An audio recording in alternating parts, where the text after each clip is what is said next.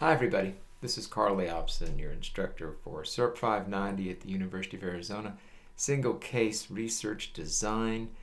This is spring 2021 and this is the overview video for week 5. If you're starting the content for week 5, you are at the end of this week going to be a third of the way through the course. Isn't that just bonkers?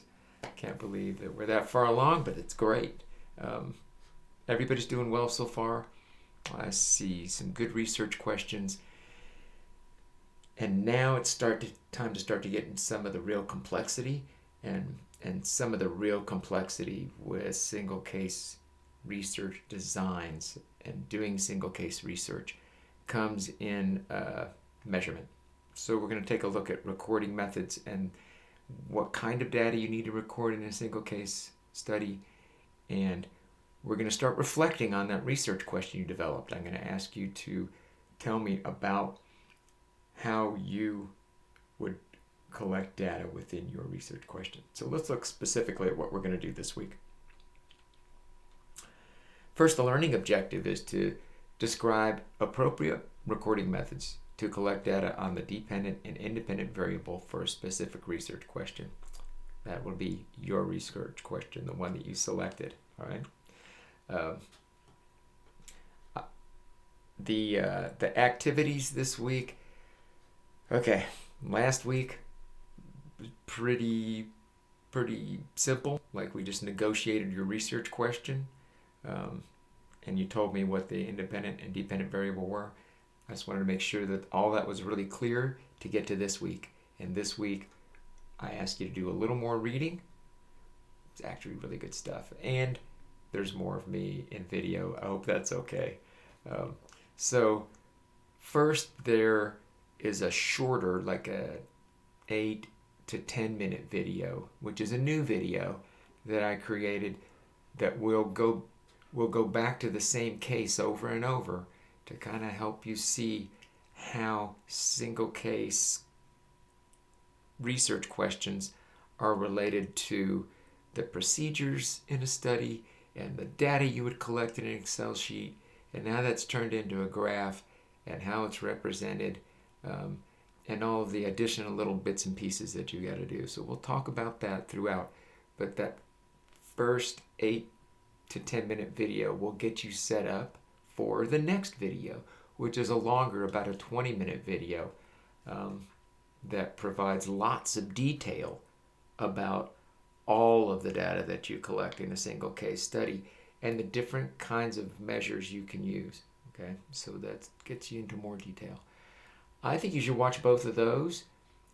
That will kind of get your head working toward questions and for the desire to understand more detail, get you some of the terminology and some understanding of that terminology before you dive into chapters 5 and 6 of GAST, which are really good, but they're dense. You can see I only asked you to read about 16 pages in chapter 5, but they are a dense 16 pages. The same thing with the 8 to 9 pages in the chapter 6.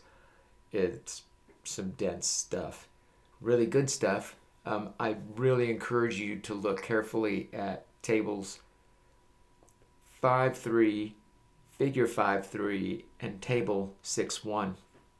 They'll kind of help you think about your research question and your dependent variable and your independent variable, your intervention, and how you would want to go about collecting data on those.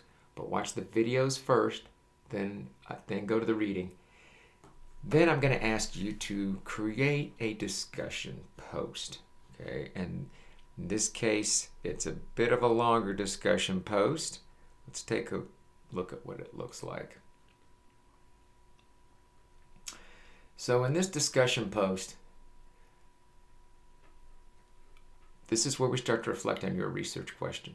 So state your research question, then briefly describe how you're thinking you would collect data on your dependent and independent variable. And I give you 3 examples here. So in example 1, does peer coaching increase positive comments by paraprofessionals? That's a research question I've had folks use in this class before.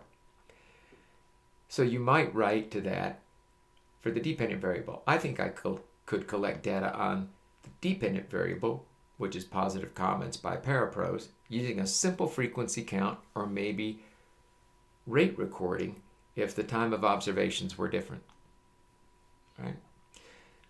To measure your independent variable, the fidelity or the treatment integrity of your independent variable, to prove that you really did do the peer coaching, you might say, well, for the independent variable, peer coaching, I think I would simply document the initial coaching session and then document that each coaching check-in took place between the teacher and paraprofessional.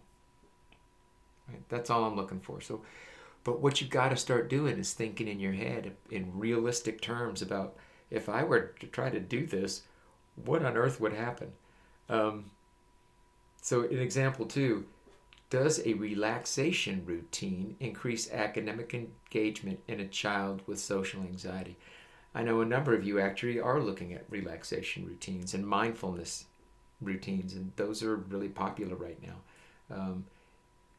One person is looking at this in terms of academic engagement of students. Another one is looking at it in terms of online engagement of students. Another person is looking at it in terms of free throw shooting percentage of elite athletes.